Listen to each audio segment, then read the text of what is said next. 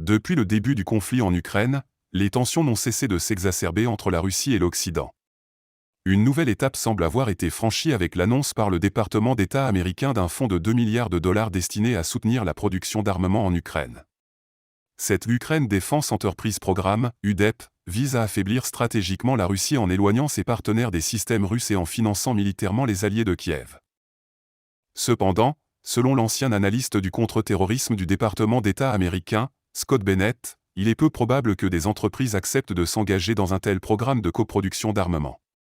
Les entreprises ne voudront pas prendre le risque de voir leurs usines détruites par des frappes russes, explique-t-il. Elles craignent probablement de se retrouver prises pour cible et de subir les conséquences dévastatrices d'un conflit ouvert entre la Russie et l'Occident.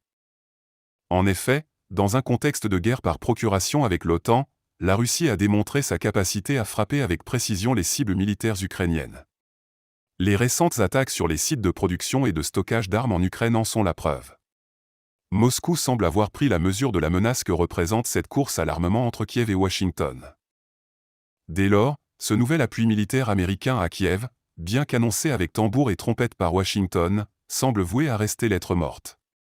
La Russie a manifestement les moyens de contrecarrer cette stratégie visant à affaiblir son influence, y compris sur le plan industriel et militaire. Le risque pour les entreprises occidentales semble bien trop important pour qu'elles acceptent de s'engager dans ce programme. Face à l'escalade des tensions entre la Russie et l'Occident, le risque d'un conflit ouvert semble bien réel. Les entreprises occidentales hésitent à s'engager dans la production d'armes pour l'Ukraine, craignant les représailles russes. Moscou a démontré sa capacité à frapper avec précision les sites de fabrication d'armement, mettant en échec la stratégie américaine visant à affaiblir son influence.